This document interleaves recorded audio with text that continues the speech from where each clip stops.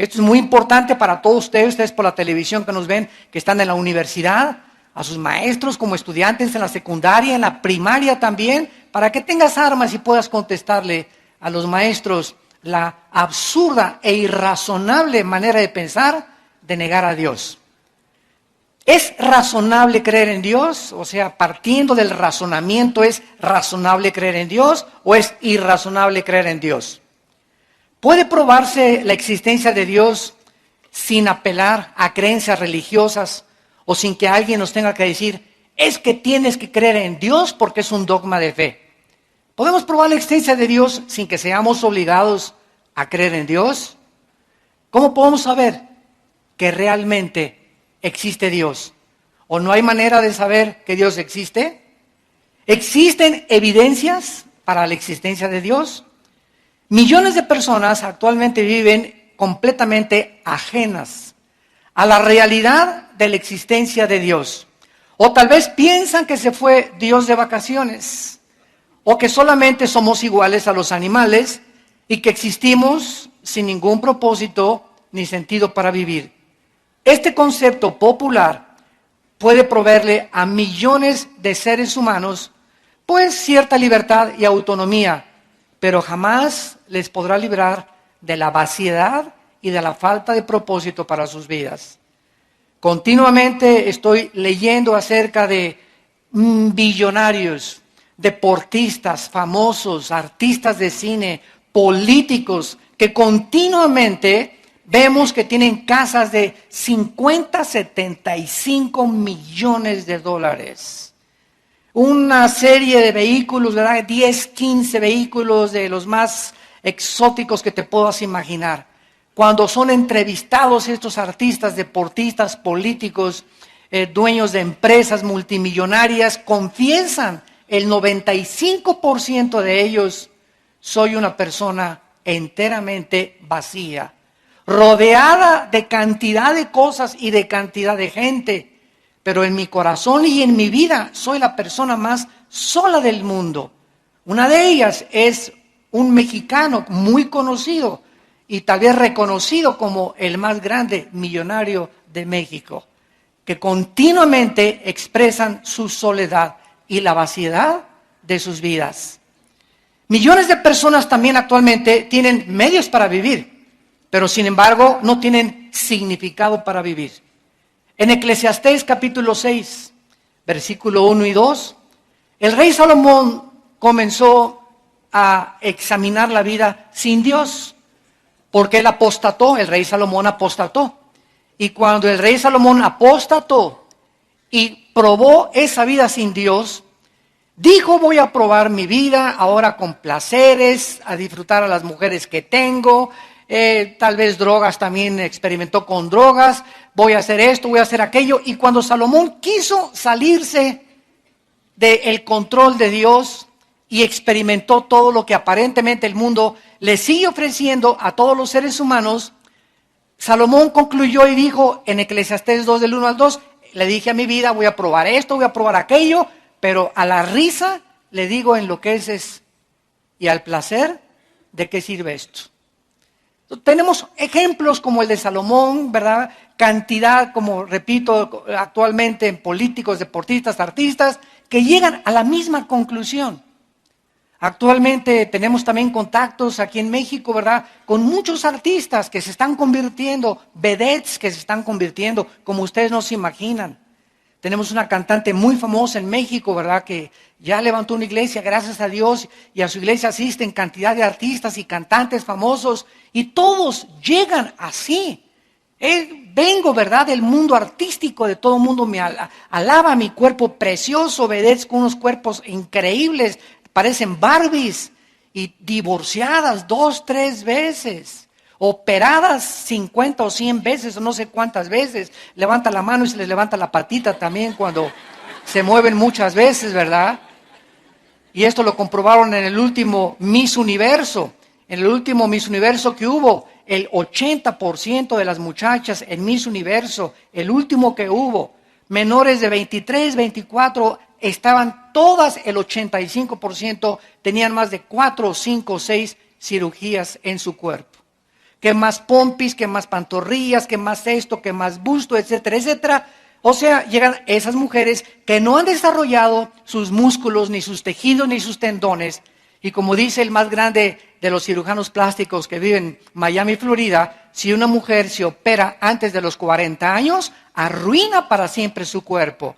Porque los tejidos no han sido completamente afirmados, entonces se les comienza a los 30 años a deformar, o se les hace la boca así, o se les cierran los ojos, o se les jala más, y ya no son ellas. Entonces, ¿cómo es posible, verdad, que antes de esa edad ya quieran ellas meterse cuchillo? Pero todo ¿por qué? Por la competencia que existe. Es que es bella, quiero ser más bella que ella. Y desgraciadamente, si tú te metes a una telenovela, escogen a las mujeres más bonitas y a los hombres más guapos. Y creemos que así somos todos. Y no es cierto. La mayoría tenemos cara de armadillo. Entonces, Dios, y creemos y les tenemos envidia, ¿no? Y sabes que esos galanes que tuvieron esas muchachas, tú no sabes lo que se conoce como la maldición de la belleza. El precio que se paga por ser tan bello, tan guapo, tan bonita. ¿Por qué? Porque llega el momento en que esas muchachas no se conforman con uno y viene el otro millonario y le ofrece otro y se van con el otro y con el otro. Llegan a los 30, 35 años de edad, ya le entregaron su cuerpo a más de 20 hombres, comprobaron con todos y ninguno les pudo satisfacer porque se creen tan bonitas que necesitan lo mejor y pueden andar de uno y en otro y en otro.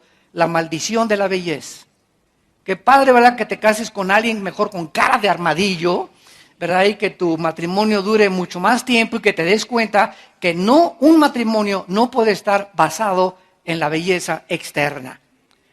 A la luz de nuestra crisis social, en el Salmo 49, el rey David escribió estas palabras. Salmo 49, del 11 al 2. Su íntimo pensamiento, o sea, de todas estas personas que estamos hablando y que nos rodean, el íntimo pensamiento de estas personas es que sus casas serán eternas. Piensan que les va a durar todo y que lo que tienen es eterno y se aferran a los bienes materiales.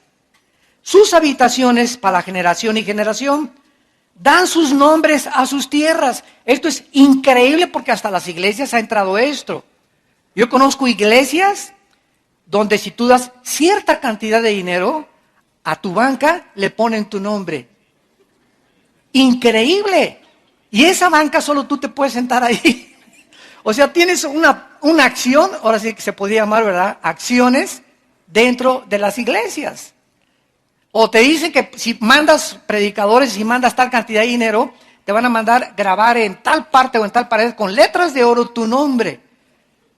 Entonces, todo esto, ¿verdad?, viene de la mercadotecnia mundana que se está infiltrando a la iglesia cristiana y que comenzamos a darnos cuenta, ¿verdad?, que a mí qué me importa que mi nombre o no esté mi nombre. El que es glorificado en la iglesia es el Hijo de Dios, Virgen de la Macarena.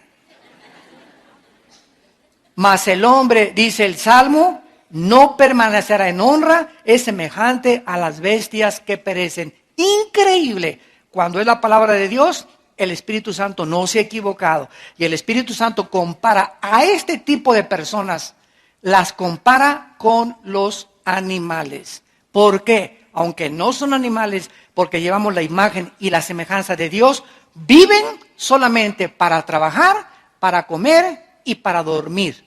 ¿Qué hace una vaca? ¿Qué hace un burro? ¿Qué hace un perro? Comen, se duermen. Las vacas, todo el día, paste, y se duermen. Y se levantan y comen y duermen. Los animales para eso viven. Pregunta una persona, oye, ¿tú para qué trabajas? Para comer. ¿Y para qué comes? Para trabajar. ¿Y no hay otro propósito en tu vida? ¿No has podido descubrir a Dios? ¿No te das cuenta que puedes disfrutar de viaje a Acapulco o con dinero o sin dinero disfrutar la vida? No. ¿Por qué? Porque todos sus metas y todos sus objetivos son hacer dinero. Y se enseña a los hijos, dice, cásate con un muchacho que tenga esto, que tenga convertible, que tenga dinero y con una muchacha bonita y creemos que ya está garantizado nuestro destino. Dice el versículo 16 al 20 del mismo capítulo 40 de los Salmos, no temas cuando se enriquece alguno, cuando aumenta la gloria de su casa, porque cuando muera no llevará nada, ni descenderá tras él su gloria. Aunque mientras viva llame dichosa su alma y sea loado cuando prospere, entrará en la generación de sus padres y nunca más verá la luz. El hombre que está en honra y no entiende, otra vez se vuelve a repetir, es semejante a las bestias que perecen. El doctor Erich Fromm, que no era cristiano, pero está reconocido en el mundo académico como uno de los más grandes especialistas en la conducta humana, el doctor Erich Fromm escribió estas palabras que están bastante relacionadas con lo que acaba de decir el rey David. Dijo así el doctor Fromm: la mayoría de las personas que me visitan sufren de una muerte interior del alma. Viven en medio de la abundancia, pero no tienen gozo ni tienen paz. Estamos hablando de un psiquiatra, ¿verdad? Que famosísimo, reconocido como de los mejores que hay, que está reconociendo que hay algo mucho más en sus pacientes que les hace falta. En otras palabras, me visitan millonarios, me visitan hombres, médicos, diputados, políticos, y me doy cuenta que todas estas personas que me visitan no se diferencian de los animales, son como zombies. Parece que no tienen alma, no tienen más que un objetivo, vivir para qué, y ya que tengo dinero, ya que tengo belleza, ¿y ahora qué sigue? Ya fui presidente de la República, te dura 6 años, compadre, el puesto. Ya fuiste gobernador, te dura 4 años o 6 años. Y cuando acabes eso, ¿qué? Y ya soy guapo, y ya soy artista, y cuando llegues a los 40 años, que tengas cara de rana, ¿verdad? Y que ya se te haya quitado de la belleza y todo, ¿qué? ¿Vas a seguir viviendo en eso, obsesionada, como las artistas de Hollywood? Como Elizabeth Taylor, que a los 80 y tantos años de edad se casó la niña 9 veces. Veamos ahora entonces la importancia de tener a Dios. El tema de la existencia de Dios tiene muy serias consecuencias para la existencia de cada uno de nosotros. Porque ningún otro asunto es más importante para el ser humano y profundo que estar conscientes que no somos animales. Que no vivimos solamente para producir, para hacer dinero, para destacar, para ser adorados, para ser aplaudidos, para ser reconocidos. Hay cosas mucho más profundas que esas en la vida. Es importante la importancia de Dios antes de probar la realidad de Dios como lo vamos a hacer. Hace algún tiempo un oficial de policía observó a un hombre en la orilla de un puente que estaba listo para aventarse y suicidarse. El policía se acercó con este suicida potencial y le dijo: hagamos un trato, dame 10 minutos para probarte que vale la pena vivir. Y entonces te doy yo a ti 10 minutos si tú me demuestras por qué no vale la pena vivir y te avientas entonces. Bueno, pasaron 20 minutos y entonces le dijo el policía: si no te convenzo, te puedes suicidar. Después, de acuerdo a esta historia, después de los 20 minutos, los dos se tomaron de la mano y se brincaron hacia abajo.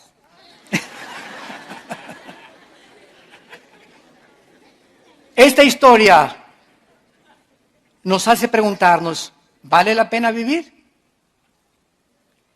¿Cuál es la base lógica? ¿Cuál es la razón de nuestra existencia?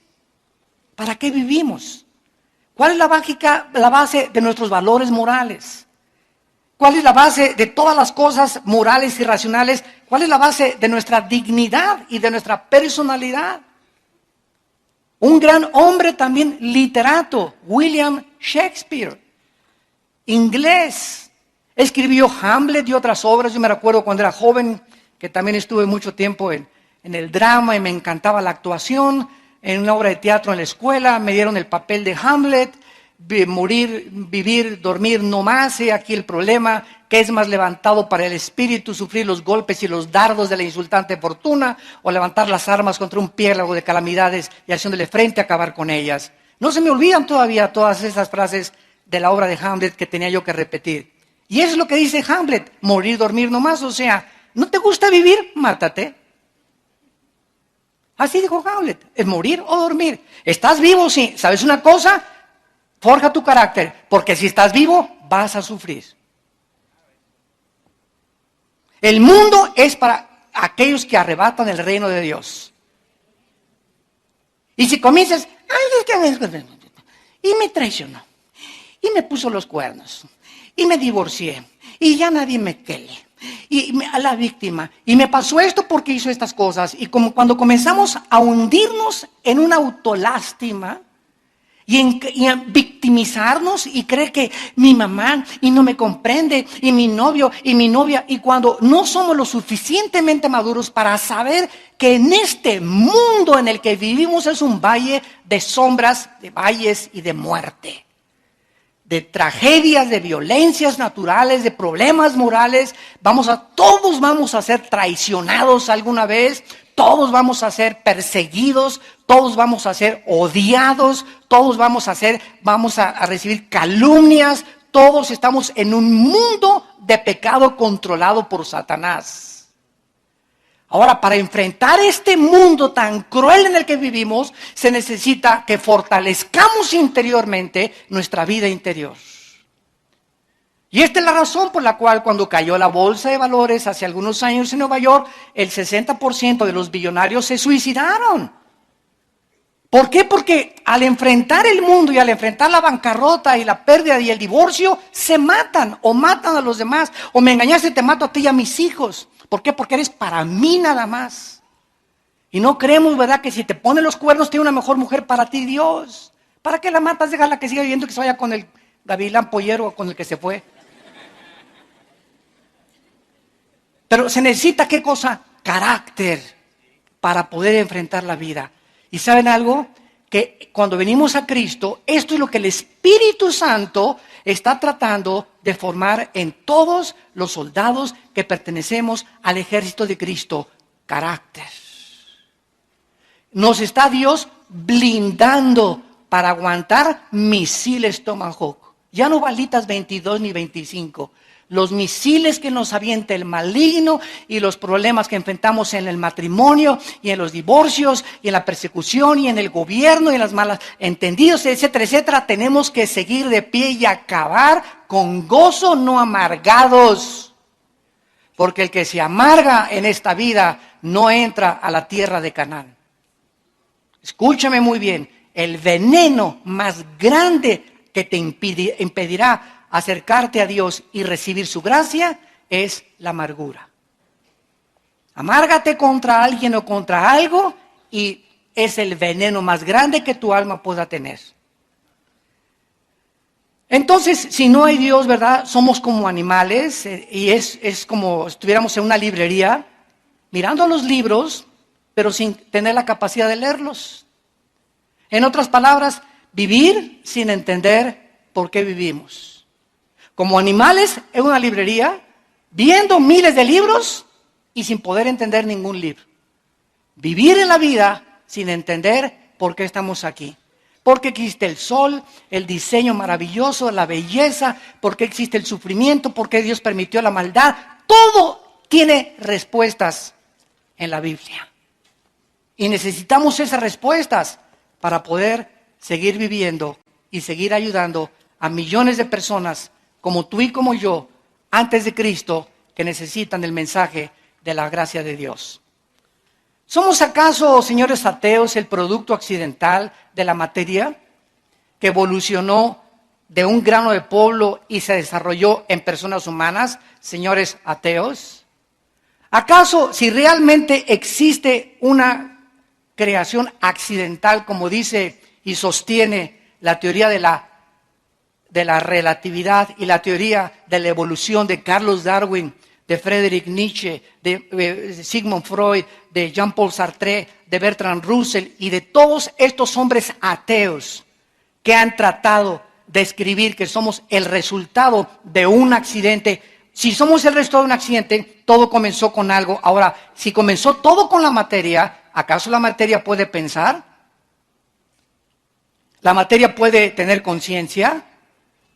Entonces, ¿de dónde salieron los pensamientos y la conciencia? Que son nuestros pensamientos. Nuestros pensamientos trascienden la materia. Yo no puedo capturar los pensamientos, ni tú sabes lo que yo estoy pensando. Pero estoy en un mundo espiritual donde estoy en contacto, pensando con seres espirituales, porque Dios conoce mis pensamientos. Entonces, estas explicaciones no tienen respuesta en el ateísmo. ¿Acaso la materia produjo los sentimientos y la conciencia? ¿Puede la nada producir nada? ¿Cabeza de calabaza? La ausencia de Dios en la realidad, ¿verdad? Jamás se puede explicar por qué la búsqueda de la verdad, del bienestar social, de la justicia, del vacío tan grande que existe en el alma humana. En Eclesiastés 6, del 1 al 2, el mismo Salomón volvió a decir, he visto que a muchas personas Dios les da dinero, les da fama, les da belleza, y tú envidias a la que está bonita, el que está guapo, al que tiene mejor carro, y Dios a muchas personas les ha dado muchas cosas, y tú te preguntas, como dice el Salmo 73, David, Dios mío, cuando vi la prosperidad de los impíos, casi resbalan mis pasos, dijo David. O sea, nos da envidia porque es algo natural. Oye, yo aquí estoy como cristiano, no me emborracho, no tomo, y mi compadre llega y viva la vida y viva el América. Y hasta atrás llega mi compadre y se levanta como si nada. Pero ¿sabes una cosa? Tu compadre es igualito a un animal y al perro fido que tienes ahí en tu casa. Y tú tal vez no tienes lo que tiene tu compadre, pero ¿sabes una cosa? Tienes conciencia de Dios y espérate, porque es importante la paciencia. Espérate, porque el que ríe al último, ríe mejor. Vas a ver en 3 o 4 años a tu compadre, si sigue igual. Y te vas a ver tú en 2 o 3 años, si tú sigues a Dios y creyendo las promesas de Dios, ¿a dónde te va a poner Dios? Arriba de tu compadre. La historia del hombre que se fue de pesca es una realidad también como una historia. Nos va a ilustrar esta verdad. Estaba un hombre pescando y cada vez que pescaba un pez grande, lo agarraba y lo devolvía al lago. Y cuando pescaba un pez chiquito, se lo guardaba en la canasta. Y así estaba, sacaba los grandes y los devolvía al lago, sacaba los chiquitos y los guardaba en su canasta. Un hombre que lo estaba observando de lejos le preguntó, viendo que era algo tonto e irracional, oye, ¿por qué haces eso? ¿Por qué a los peces grandes los devuelves y te quedas con los chiquitos? Y el pescador le contestó y le dijo, es que en mi casa tengo un sartén de este tamaño y nada más caben los chiquitos. Y de la misma manera, ¿verdad? Existen millones de personas que no aceptan la existencia de Dios por el tamaño de sartén que tienen en su mente. ¿Cómo los pensamientos de Dios son tan grandes, más altos que los nuestros y sus caminos más grandes que los nuestros? No aceptan la realidad de que puede haber algo superior a la mente y al sartén que tienen de mente y de cabeza en su casa. No aceptan esta realidad. La idea de Dios no les cabe en sus pensamientos. La verdad es que hay realidades, señores ateos, mucho más grandes de la mente finita que tenemos, y al rechazarlas nos parecemos a ese tonto y necio pescador. Lo rechazo porque no cabe Dios en mis pensamientos. En la primera carta a los Corintios, el apóstol Pablo, capítulo 2, nos dice estas palabras hace 2000 años. 1 Corintios 2, versículo 11.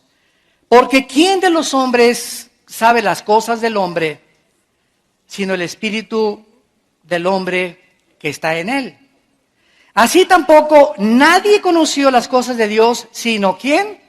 Sócrates, Platón, Darwin, Nietzsche, Hitler.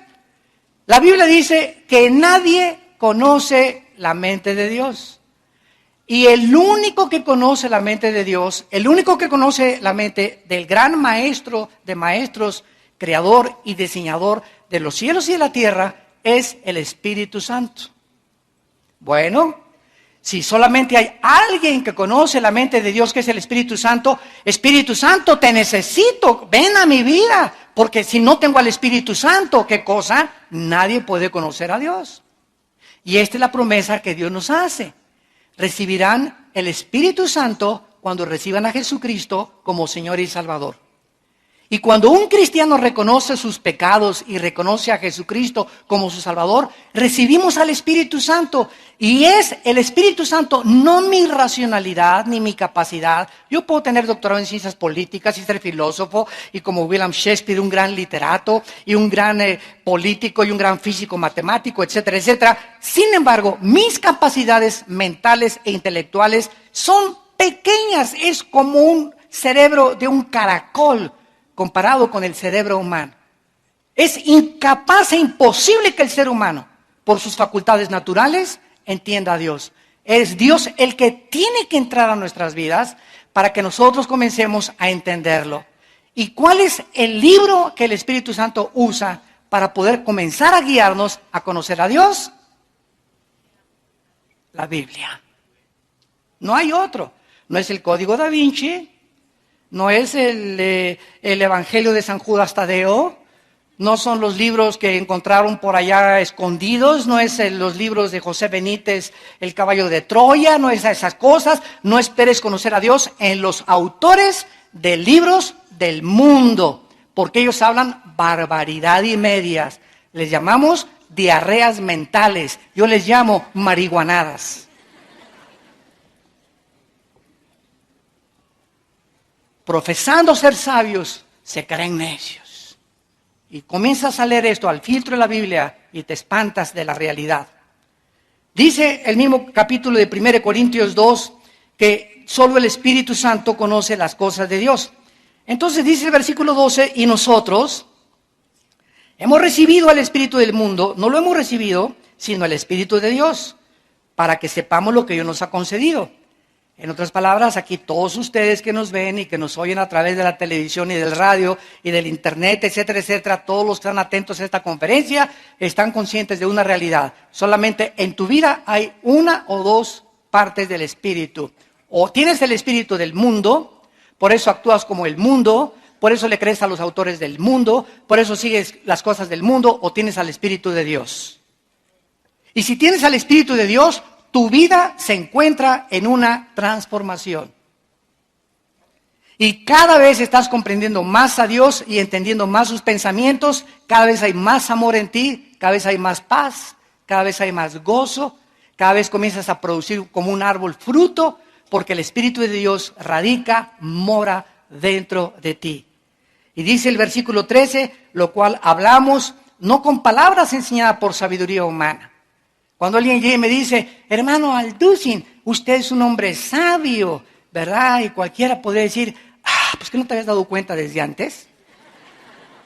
Pero cuando ya tenemos al Espíritu de Dios y crecemos conociendo a Dios, cada vez somos más chiquitos. ¿Saben qué? Porque mientras más cerca caminamos de Dios, más conscientes estamos de nuestras incapacidades.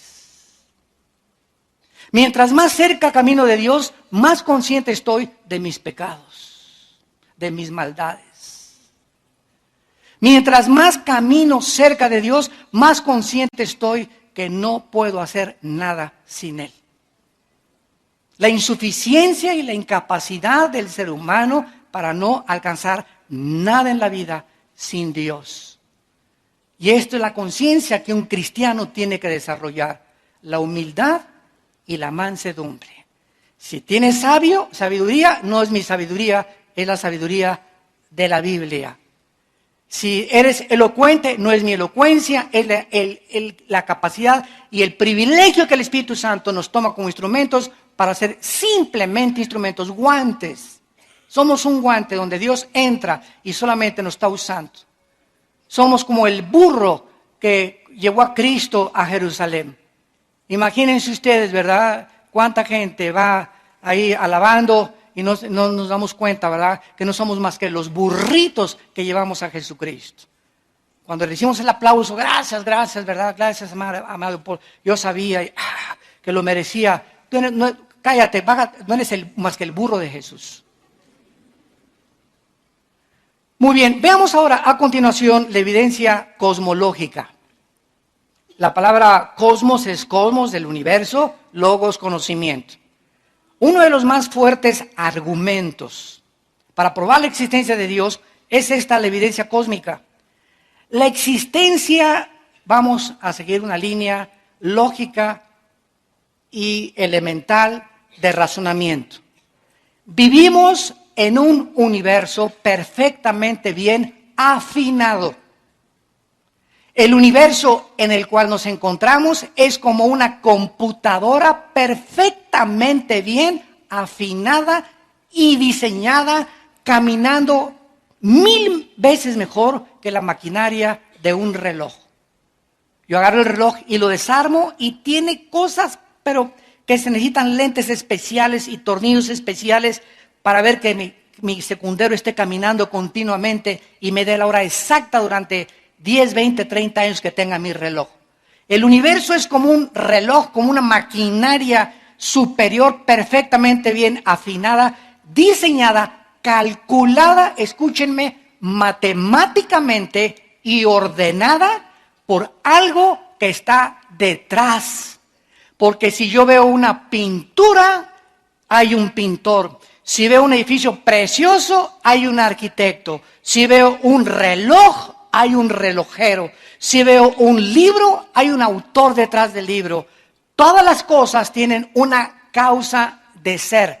Y si vemos un universo diseñado, calculado, afinado matemáticamente, con un diseño precioso donde todo funciona, cualquier cosa que se saliera del funcionamiento, el universo explotaría, yo llego a una conclusión: los cielos cuentan la gloria de Dios y el firmamento, la obra de sus manos. Oh Dios, tú tienes que existir, tú tienes que estar detrás de todo esto. Esto no pudo haber surgido de la nada ni accidentalmente. La vida no es un accidente tampoco, hay una razón por la cual existimos. Como dice el Salmo 19, ¿verdad? La gloria de los cielos cuentan la gloria de Dios. No se necesita, dice Romanos 1, porque lo que de Dios se conoce les es manifiesto, porque Dios se los manifestó. Y está hablando de los paganos que no tienen la Biblia, porque las cosas invisibles de Él, su eterno poder y deidad, se hacen claramente, lo que es invisible se hace visible a través de las cosas hechas, de manera que ni los aucas, ni los aztecas, ni los chichimecas, ni ninguna tribu, ni ningún pagano, ni budista, ni nadie tiene excusa para decir el universo se hizo solo. Por eso en la conferencia que dimos ayer, la religión del anticristo, demostramos que desde el hinduismo, que es la religión más antigua, hasta nuestros días, el hombre es incorregiblemente religioso, como dijo Sigmund Freud, el psicólogo vienés. El hombre es incorregiblemente religioso. Siempre a través de todas las civilizaciones y de los años, el ser humano ha tratado de adorar algo, sentir algo, y los que no, van a las pirámides de Teotihuacán. Hazme el favor, van a las pirámides de Teotihuacán a recibir energía, por el amor de Dios. O se van a las a las pirámides de Egipto, tantas cosas que inventamos, ¿verdad? Pero es que estamos conscientes de que hay algo que trasciende nuestra conciencia humana y la vida natural del ser humano en este planeta. Vean ustedes en Isaías 40, hace 2750 años, lo que este profeta escribió acerca de Dios. Isaías 40, versículos del 12 al 14. ¿Quién midió las aguas con el hueco de su mano? ¿Saben ustedes la cantidad de agua que existe en el planeta Tierra? ¿Saben ustedes que 2/3 partes del planeta son agua? Y dice el profeta, guiado por el Espíritu Santo, que esta cantidad de agua cabe en la mano de Dios. Es simplemente usando comparaciones para que tengamos una ligera idea nada más de la grandeza de Dios. Con 3 dedos juntó el polvo de la tierra. Fíjense, en una mano de Dios cabe todo el agua del planeta Tierra. Le bastaron 3 dedos para los trillones de trillones, cuatrillones, quinquillones de granitos de arena que hay en el mundo. Dios los juntó con 3 dedos. Pesó los montes con balanza y con pesas de los collados. En otras palabras, cuando Dios fundó este planeta, lo midió. La Tierra tiene que tener esta circunferencia. No hizo que aparezca una bola ahí flotando. Midió exactamente Dios porque Él es el gran diseñador. Y la tierra tenía que tener exactamente la curvatura, la inclinación de 23 grados y medio sobre su eje exactamente. La distancia que tenía que tener la tierra del sol tenía que ser perfectamente bien calculada, porque más cerquita del sol o el sol más rojo o menos azul no podría producir la fotosíntesis. Tendría la tierra que dar su giro en 24 horas para que nosotros no sintiéramos que estamos en la rueda de la fortuna, ¿verdad? Ahorita la tierra está girando a cierta cantidad de kilómetros sobre su eje en 24 horas y al mismo tiempo nuestro planeta está siendo trasladado. Gira y se traslada y ninguno lo siente. Pues gracias a esto Dios calculó para que el movimiento fuera perfecto y para que a través de este movimiento de la tierra y su traslación hubieran 4 estaciones del año. Para que no nos aburriéramos con puro invierno, con pura primavera, con puras hojas cayéndose en el otoño, ¿verdad? Para que tuviéramos diferencias y supiéramos que la vida tiene cambios. Hoy es primavera, ahora el otoño se comienzan a caer y así es la vida. La vida a veces tenemos valles, ¿verdad? Donde estamos tranquilos y y hay montes que subir. Hay montes y valles. En los montes nos ejercitamos, bajamos a los valles, pero en la vida hay sombras y muerte y sufrimiento y Dios nos está entrenando para enfrentar la vida con valor. Dice en el versículo 13, ¿quién enseñó al Espíritu de Jehová? ¿Los ateos? ¿Quién puede? Si este Dios existe, estamos siguiendo solamente la ley de la cosmología. Si este Dios existe y nos ha maravillado con esta creación, ¿puede un ateo decir, bueno, mira, yo no creo en Dios, porque si Dios es Dios, ¿por qué permite que los niños se mueran? ¿Y por qué permite tantas maldades y los tsunamis y las tragedias? Bueno, señor ateo, es lo que yo les he contestado. Tú no estás dudando, fíjense, tú no estás dudando, tú te dices ateo y me estás diciendo que eso fue lo que te guió al ateísmo. Porque el 90% de los ateos son ateos heridos, lastimados. Algo les pasó en sus vidas que se amargaron contra Dios. No pudieron explicar lo que estaba pasando y atacaron a Dios. O están atacando a alguien que no existe. Entonces yo le dije una vez a un ateo, ¿verdad? En una universidad, le dije, mira, tú no estás atacando la existencia de Dios, tú estás atacando el carácter de Dios. Entonces tú no puedes negar que exista Dios. Tu problema está que no entiendes lo que Dios hace. ¿Me van siguiendo? No entiendes lo que Dios hace. ¿Por qué Dios si existe? Bueno, existe, ¿no? Ahora, si tú asumes que existe, entonces deja que Dios te explique y te diga qué está haciendo. Es como el niño, ¿verdad? Que llega y le dice a su papá, papito, papito, papito, ¿por qué me hiciste pum, pum, pum, pum? No me queles. Y el papá te dice, mira, chamaco, cerebro de cuija, no te voy a explicar ahorita, o sea, no me vas a entender, pero a los 8 o 9 años de edad vas a entender que el amor tiene 2 manifestaciones. Te amo cuando te abrazo y te amo cuando te hago pum, pum, pum. Porque si hay amor sin disciplina es sentimentalismo. Y si hay puro pum, pum, pum, es dictadura. Entonces necesitan los 2 elementos para educar a un niño. Amor, pero nunca le dejes de pum, pum, pum, porque crece con un carácter en rebelión. Nacen con la necedad, dice Salomón en Proverbios, ligada en la naturaleza humana. Desde chiquitos vamos en contra de la autoridad. Y comemos y te avientan los espaguetis. Y púchila. Y no quiero. Y como trompos se comienzan a darse vueltas y cómprame esto. Y tienen un juguete y no quiero esto y quiero el del otro. Y vemos desde chiquitos que traemos la maldad ya arraigada en la naturaleza humana y se necesita la vara y el amor, mezclados con sabiduría para no excedernos en ningún extremo. Bueno, así es Dios. Tú no entiendes por qué permitió al diablo, ok, lo vas a entender como dijo Don Teofilito. Porque sus pensamientos son más grandes que tus pensamientos. Entonces no trates de combatir y pelearte con una cosa superior a tu vida, esto es lógico. Bueno, entonces ¿cómo lo puedo entender? Ok, reconoce que Él existe, que Él murió en la cruz por tus pecados, que pagó con su sangre, con su Hijo Jesucristo. Cae de rodillas, reconoce que necesitas y que eres un pobre caracol cuija, ¿verdad? Renacuajo de agua puerca.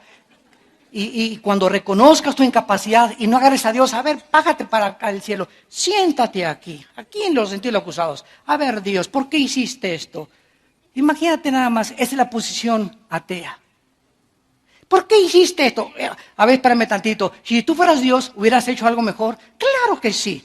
No hubiera permitido tanta maldad en el universo. ¿Ah, sí? Pues entonces hubiera sido un Dios que hubiera creado puros robots y zombies. Porque si no hay libertad para el mal y no hay libertad para el bien, ¿cómo podemos comparar qué es la misericordia y qué es la bondad y qué es el bien de Dios?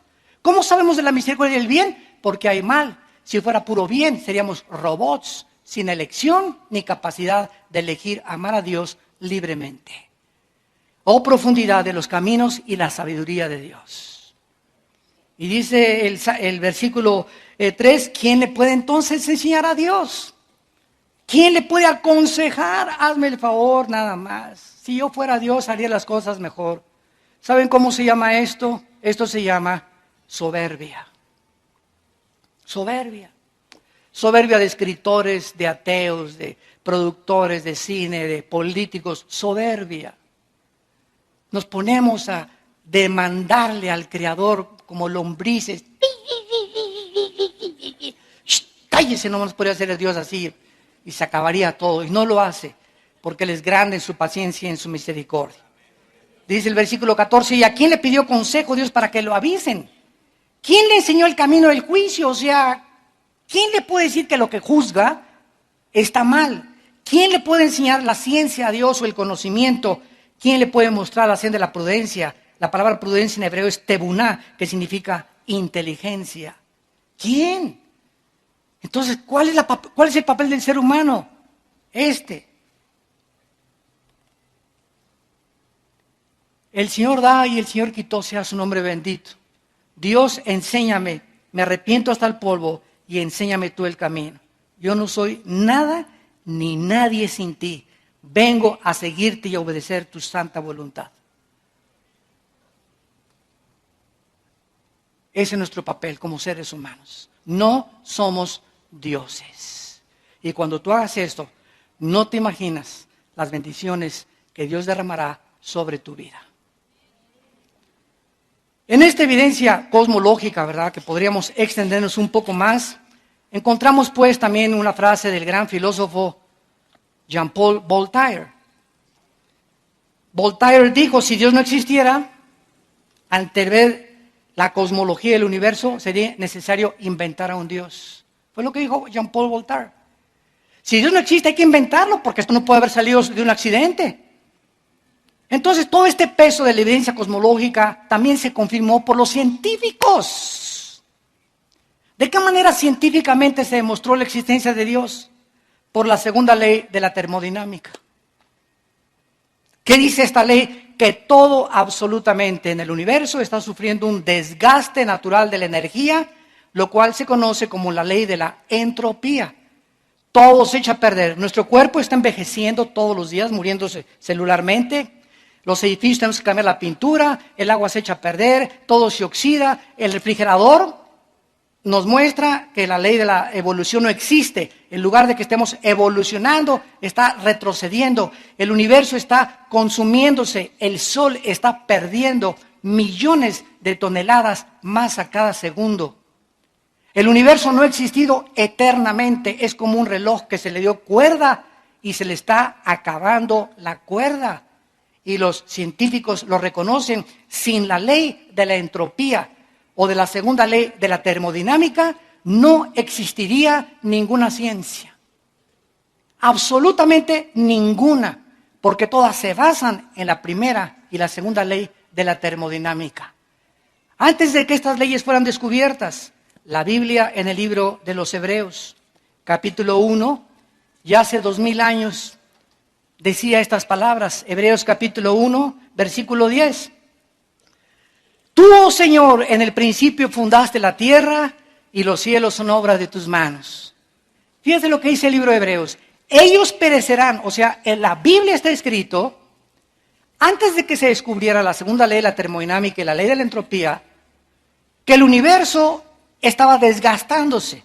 Y hace 2000 años no había telescopios, calculadoras, ni las computadoras que tenemos actualmente. Pero el autor Hebreos ya está escribiendo y está profetizando que el universo va a perecer, va a llegar a un fin, mas tú permaneces. Ellos perecerán, mas tú permaneces, y ellos se envejecerán como una vestidura. Como un vestido los envolverás y serán mudados, pero tú eres el mismo y tus años no acaban. Esto contesta la famosa pregunta de los niños: ¿quién creó a Dios? ¿No te han preguntado eso a alguno de tus sobrinos, nietos o tataranietos? ¿Quién creó a Dios? Bueno, esto es muy importante, ¿verdad? Si el universo tuvo un principio, tiene una causa, ¿correcto? Síganme con mucho cuidado. El universo tuvo un principio, el universo tiene una causa. Notemos algo, que todo lo que tiene una causa, ¿verdad? Tiene un principio. Pero notemos que no dijimos que todo tiene una causa. Dios, para contestar esta pregunta a los niños, mijito, Dios no tiene una causa, porque Él ha existido no desde el principio. Dios no tiene principio, solamente lo que tiene principio tiene una causa. La materia, el espacio y el tiempo tuvieron un principio, Génesis 1:1. Entonces tuvieron un principio, pero Dios, al no tener un principio, no necesita una causa para existir. ¿Capisce?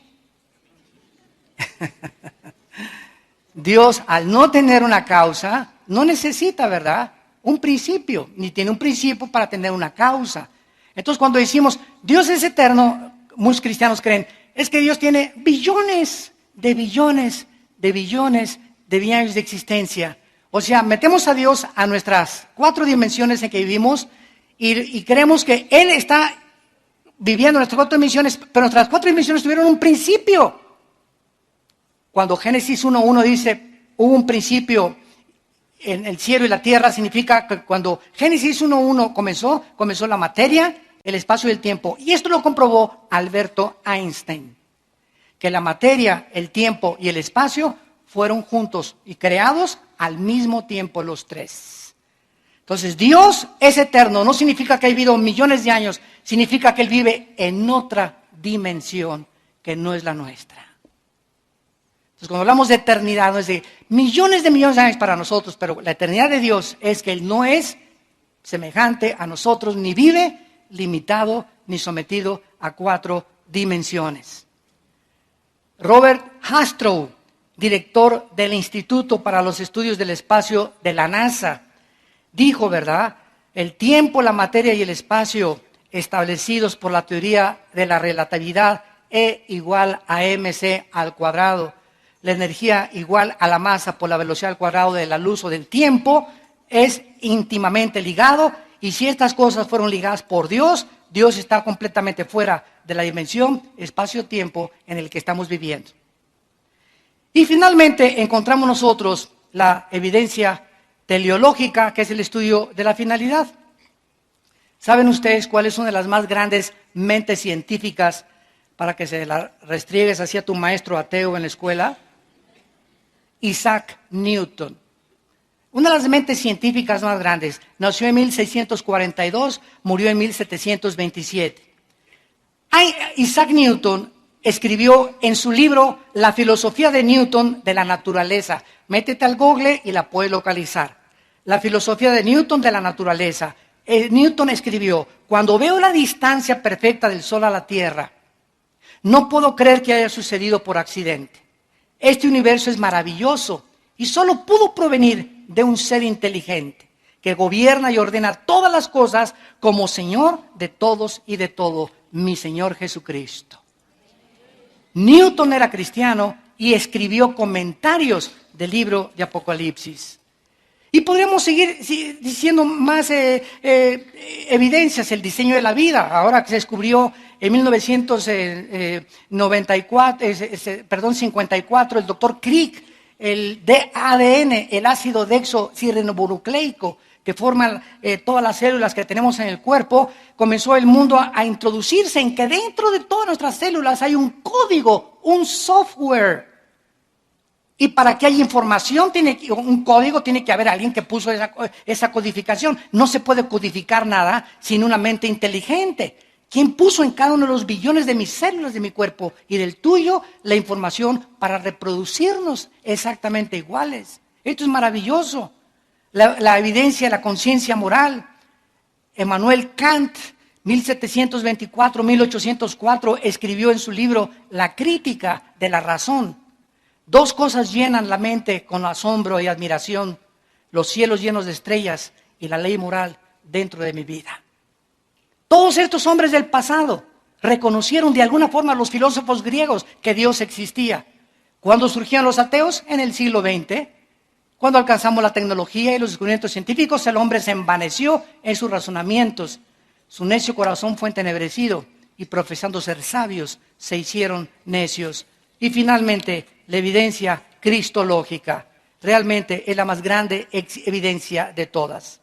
Esta evidencia no puede ser descartada tan fácilmente. El gran filósofo francés Jean-Jacques Rousseau dijo en 1735 de ninguna manera Rousseau simpatizaba con el cristianismo. Escribió: si la muerte de Sócrates fue la de un filósofo, la vida y muerte de Jesucristo fueron la de un Dios. En su libro The Miracle of Unbelief, el milagro de la incredulidad. Todos estos hombres literatos de alguna forma tenían que llegar a eso. La evidencia bíblica indica que Jesucristo fue el Hijo de Dios. O fue el psicópata, paranoico, maniático, depresivo, más grande que la historia ha conocido. O Cristo es lo que Él dijo ser. O vuelvo a repetir, fue el loco más grande que se haya atrevido a decir: yo soy el camino, la verdad y la vida. Yo soy la resurrección de la vida. Y he aquí que he vencido la muerte, y cualquiera que crea en mí tiene vida eterna, y nadie conoce al Padre más que yo, y a aquellos a quienes yo se los puedo hacer revelar. Y yo soy el pan que ha descendido del cielo y da vida a los hombres. Cualquiera que ustedes me siga no andará en tinieblas, porque yo soy la luz del mundo. Cristo nos viene a traer un mensaje de esperanza. No son animales. No fuimos creados por accidentes, ni somos el resultado de una selección natural, ni venimos de la evolución. Tenemos la imagen, la semejanza de un creador que nos da testimonio en nuestra conciencia moral que somos agentes responsables de nuestras decisiones. Y que cada decisión que yo tomo en mi vida tiene consecuencias para bien o para mal. He aquí les pongo, dice la Biblia, la bendición y la maldición. Escojan ustedes en quién quieren creer. Examina las evidencias. ¿Estás buscando a Dios? Examina estas evidencias. Si dices que eres ateo, siempre les pregunto: oye, ¿por qué eres ateo? Porque no encuentras a Dios. ¿Dónde lo buscaste? ¿No sales de Cholula? Ya viajaste por toda la Tierra, ya viajaste por todo el universo y me puedes decir: no lo encontré, ¿eh? Como dijo Yuri Gagarin, el astronauta ruso, para terminar: fui al espacio y no encontré a Dios. Y le contestó un astronauta cristiano americano: si tú hubieras salido de la nave, lo hubieras encontrado. Padre, te damos gracias por tu palabra. Los cielos cuentan tu gloria y el firmamento la obra de tus manos. Un día emite sabiduría, otro día. No necesitamos ni siquiera oír palabras ni tu voz audiblemente. Porque lo que tú nos has dado a conocer, lo podemos percibir por el diseño, el orden, el cálculo, la belleza que nos rodea. Un universo perfectamente afinado como una máquina, que funciona de acuerdo a tus leyes que has establecido para que nosotros podamos vivir. No solamente bajo las leyes de la gravitación y las leyes físicas, de la entropía, sino que nos has dado leyes morales. Los 10 mandamientos, para que sepamos que no somos dioses y que debemos seguir, Señor, tus leyes morales, si queremos que nos vaya bien, si queremos descubrir la paz y la llenura de tu Espíritu Santo, si queremos vivir con esperanza y con seguridad, porque separados de tu Hijo, nunca nada podremos hacer. Muchos de ustedes en esta mañana y los que nos ven por televisión le han abierto su corazón finalmente a Dios. Gloria a su nombre. En este instante, aprovecha en que el Espíritu Santo ha preparado tu corazón para invitar a Cristo como tu Salvador. Y ahí desde tu lugar, dile estas palabras: Señor mío y Dios mío, perdona mis pecados, mi soberbia intelectual, mi rebelión contra tus leyes, mi insensatez, mi irracionalidad, porque ahora me doy cuenta qué grande eres, cuán lejos estás de mis pensamientos todavía, pero creo que en esa cruz tu santo Hijo Jesucristo dio su vida mediante el derramamiento de su sangre para perdonarme de todas mis maldades. Señor Jesucristo, creo que a los 3 días resucitaste de los muertos. Y como estás vivo, te pido en este instante en que mi corazón está preparado para recibirte, que entres a mi alma. Sáname, Señor. Límpiame de mis maldades. Cambia mi manera de pensar. Bendice mi familia, mi matrimonio, mis hijos, mis padres, mi trabajo, Señor. Dame el vigor y la salud y las fuerzas para hablar de ti y anunciar tu justicia a las naciones. En el nombre de Jesús. Amén.